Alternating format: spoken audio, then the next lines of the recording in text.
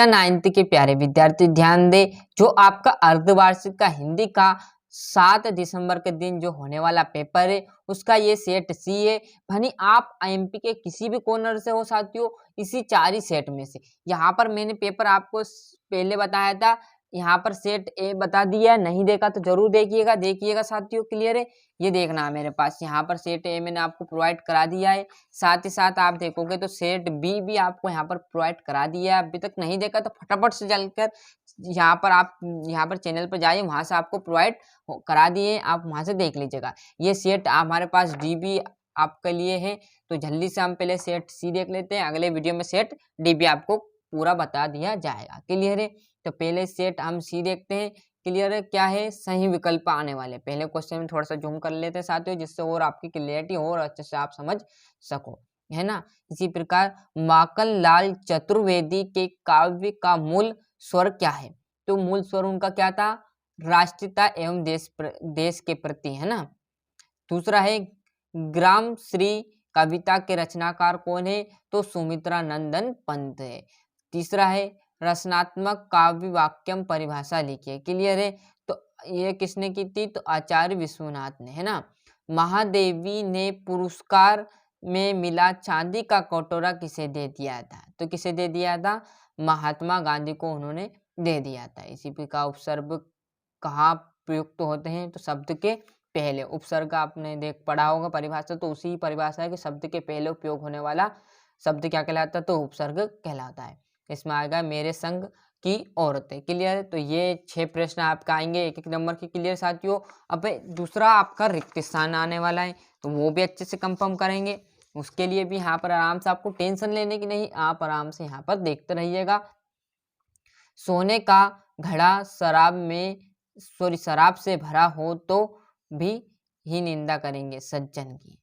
वीर रस का स्थायी भाव क्या है? उत्साह है। बचपन से हम पढ़ते आए हैं। इसी तरह सरल क्वेश्चन आने वाले, बस आप तो आराम से पढ़िएगा, आराम से परसेंट बनाने की कोशिश करिएगा।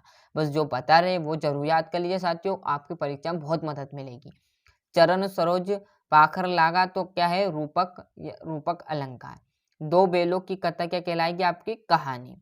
रेल शब्द है तो क्या है? विदेशी। इसी प्रकार छठे में है मृदुला गर्ग। क्लियर, ये थे हमारे रिक्त स्थान। साथ ही हम देखेंगे यहाँ पे प्रश्न तीसरा सही जोड़ी बनाइए, है ना। तो बीजक क्या रहने वाला आपका? बीजक आपका है कबीर। सिंगार रस क्या आ जाएगा आपका? रीति। चांदी का कटोरा आपका यहाँ पर महात्मा गांधी को किसने दे दिया था? अभी मैंने जस्ट आपको पिछले जो सही विकल्प है उसमें बताया हुआ था। सलीम अली क्या है हमारे? वर्ड आचार्य। विद्यालय में क्या होता है? तो विद्यालय में यहाँ पर विद्यालय में दीर्घ संधि है, मतलब विद्यालय में कौन सी सर्ग है, ऐसी पूछा है डॉक्टर, आपको समझ जाना है ना। नहीं तो ऐसा थोड़ी बोलेगा आपको कि विद्यालय में कौन सी संधि, आप समझ जाओगे विद्यालय मतलब दीर्घ संधि का बात कर रहा है। इसी प्रकार से स्क्रीनशॉट ले लीजिए, और साथ ही आपके एक वाक्य के उत्तर भी। तो रसकान किसके भक्त थे? तो रसकान श्री कृष्ण के भक्त थे। स्थायी भाव को जगाने वाले तथा उद्दीपित करने वाले रस को क्या कहते हैं? तो विभाव। कहानी के कितने तत्व माने गए हैं? तो कहानी के 6 तत्व माने गए हैं। मनोयोग का संधि विच्छेद क्या है? तो मनहा प्लस योग। अंधकार का तद्भव शब्द क्या है? तो अंधकार का क्या है? अंधेरा, मतलब अंधेरा छा जाएगा। अंधकार का तद्भव शब्द। जनरल मिथिया का चित्र किसने बनाया था? तो लेखिका बहन रेणु ने बनाया था। क्लियर है, ये आपका सत्यासत्य है। तो माखन लाल चतुर्वेदी को किस की आजादी के लिए जेल जाना पड़ा था? सत्य है। दोहवा मातृक छंद है, सत्य है। इसी प्रकार तीसरा भी आपका सत्य। 5वां देखोगे आपका ये भी असत्य, और आपका चौथा भी असत्य। छठा है शंकर लड़कियों के छात्रावास में ताक झाक करता है, तो बिल्कुल सत्य बात है। ये थे हमारे सत्य असत्य। क्लियर। अब यहाँ से आपके प्रश्न चालू होंगे साथियों। छठे प्रश्न से आपके क्या हो जाएंगे? प्रश्न चालू। भक्ति काल की किन्हीं हिंदी साहित्य का सर्वयुग क्यों कहा गया है? ये आपका 8वां। 9वां है सुमित्रा नंदन पंत की 2 रचनाओं के नाम लिखिए। 11वां है वीर रस की परिभाषा लिखते हुए एक उदाहरण। सिंपल सिंपल क्वेश्चन आने वाले, बस आप तो जो बता रहे हैं वो अच्छे से याद कर लो, रट डालो पानी की तरह। बस आपको जो सेट बताए यहाँ पर वो याद करके जाना परीक्षा में और 100 में से 100 लाना इस बार। क्लियर साथियों। उपन्यास किसे कहते हैं? 2 उपन्यासकारों के नाम। ये हमारा 14वां प्रश्न क्लियर है। अब आगे देखेंगे हम 15वां प्रश्न। क्लियर साथियों। तो अच्छे से यहाँ पर आराम से देखिएगा, आप तो कोई घबराने की चिंता की बात नहीं है। महादेवी वर्मा वर्मा की भाषा शैली, उपसर्ग और प्रत्यय में अंतर, ऐसे सिंपल सिंपल क्वेश्चन आएंगे। बस थोड़ा सा आपने पढ़ा हो तो आपको ज़्यादा याद करने की आवश्यकता नहीं है, और थोड़ा बहुत भी नहीं पढ़ा तो आप अच्छे से अंक लाओगे मेरी गारंटी। बस आपको जो बता रहा हूँ वो आप याद कर लीजिए। काव्यांश आप देख लीजिएगा, इसी में से आपको लिखना रहेंगे, और इसी तरह आपका गद्यांश भी रहेगा, मतलब 6 नंबर आपको मुफ्त के देंगे इसी में से ढूंढने के। क्लियर है। यह आपका 19वां प्रश्न। साथ ही में देखने वाले 20वां प्रश्न।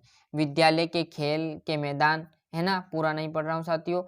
गद्यांश को पढ़कर उसके नीचे दिए प्रश्न को उत्तर दिए, मतलब आपको क्या करना है, 4 लाइन दी है, इसी में से आपको क्या करना है, ये उत्तर इनमें से लिख देना है, अथवा का जो आपको अच्छा लगे वो कर लेना है ना। ये आपका 22वां प्रश्न क्या है? प्रथम श्रेणी में उत्तीर्ण होने वाले मित्र को बधाई देनी है, और यहाँ पर आपका ये इसका अथवा। साथ ही साथ आपका 23वां प्रश्न क्लियर है।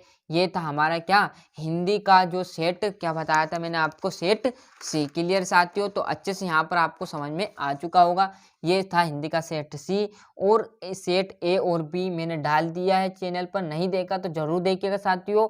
और सेट डी भी आपको बहुत ही कम समय में अब आपको सेट डी जो है हमारे पास वो भी प्रोवाइड कराने वाले हैं। तो पहले अभी तक आपने सेट ए और सेट बी दोनों नहीं देखे तो फटाफट चैनल पर जाइएगा और सेट ए और बी देखकर ये सेट सी देख लीजिए, और सेट डी अभी आपको कुछ ही टाइम में प्रोवाइड करा दी जाएगा साथियों। मिलते हैं इसके अगले वीडियो में, जब तक के लिए अच्छे से मेहनत करते रहिएगा।